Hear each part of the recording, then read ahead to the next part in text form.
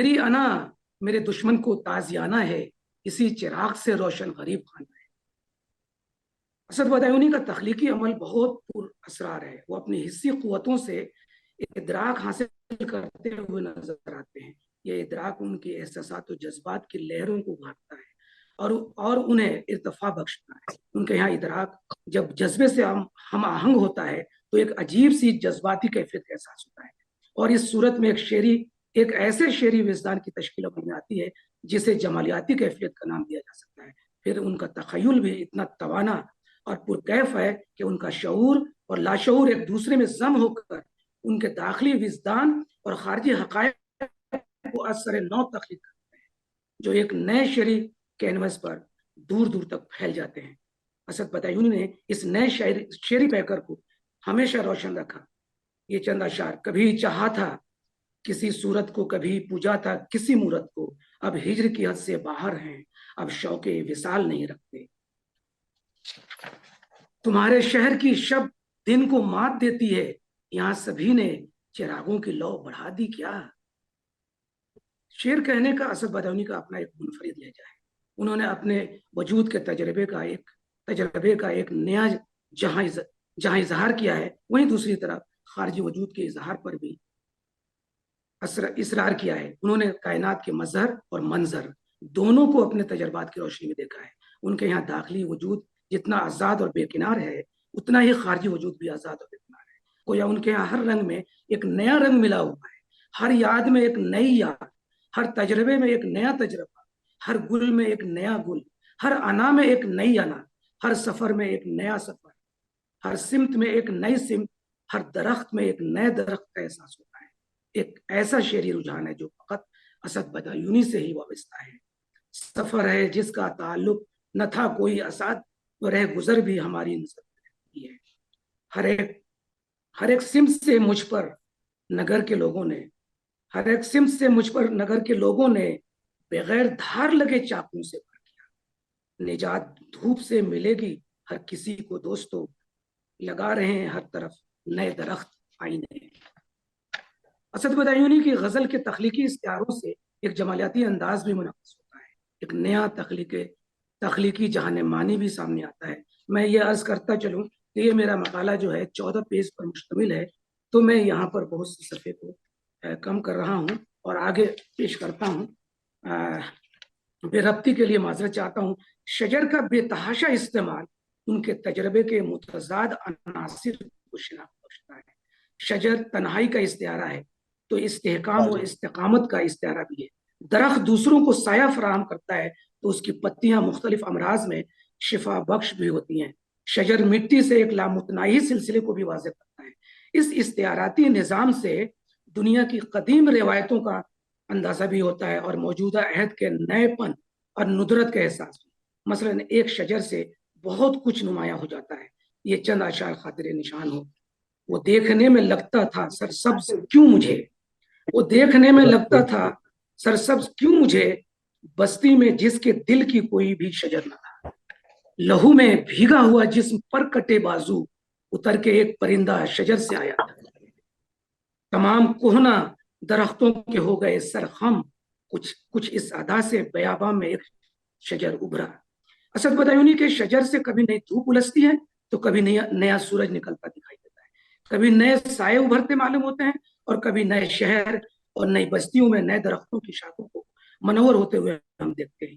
یہ سب زندگی کی نئی کہانیاں بیان کرتی ہیں۔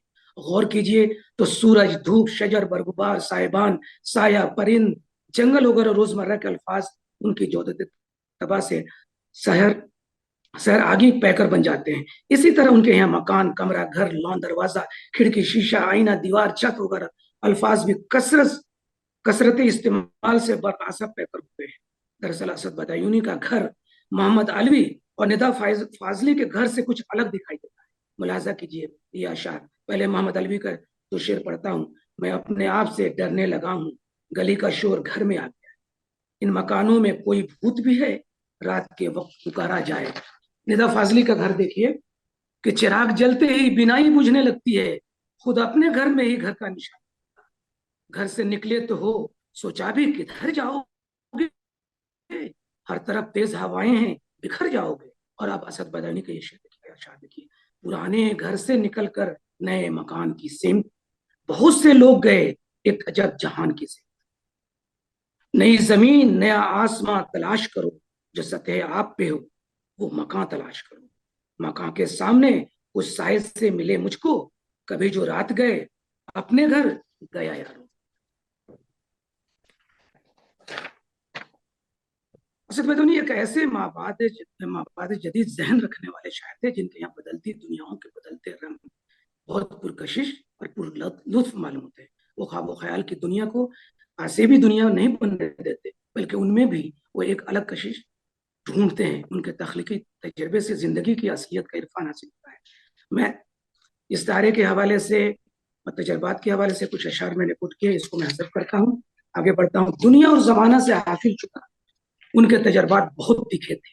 انہوں نے بھی جذبی کی طرح کبھی دنیا دنیا نہیں کیا، بلکہ دنیا کو جتنا دیکھا، جتنے قریب سے دیکھا، اتنا ہی اسے سمجھا بھی. دنیا کی بے بضاحتی اور بے رنگی کو محسوس کیا تو ہر زاویے سے دنیا کو پرکھ کر ایک ہی نتیجہ کیا کہ یہاں نفسی نفسی کا عالم ہے اور سب دنیا کے رنگ میں ہی رنگے ہوئے ہیں.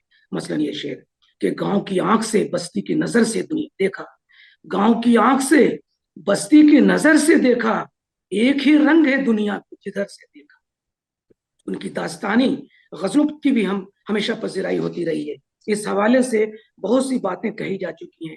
شمشیر رحمان فاروقی صاحب اور دوسرے بڑے نقادوں نے بھی اس کا ذکر کیا ہے، اور بہت سی باتیں ابھی بھی انکہی ہیں جو نہ کہی جائیں تو ہی اچھا ہے، کیونکہ اس کی معنویت میں اتھا گہرائی ہے. اساطیری اور داستانی خیالات کو الفاظ کے پیکر عطا کرنا اسد بدعینی کا.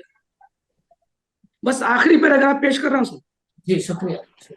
اور یہ اس حوالے سے ایک شیئر کروں کہ وہ یہ داستانی جو پہلو ہے ان کے یہاں، یہ بہت اہم پہلو تھا، لیکن بہرحال میں یہیں پر اس کو ختم کرتا ہوں. ایک شعر پیش کرتا ہوں.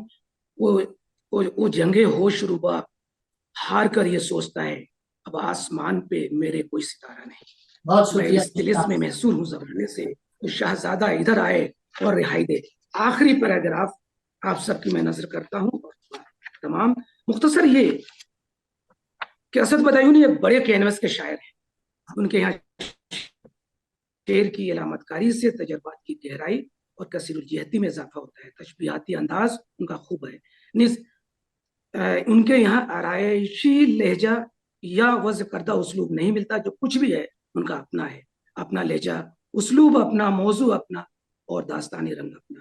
میرے غالب کی طرح علامتی اسلوب کی ناگزیریت کا احساس بھی ان کا اپنا ہے. نادیدہ اور نامعلوم تجربات کی دیدہ دریافت کا عمل بھی ان کا اپنا ہے اور مختلف بھی ہے.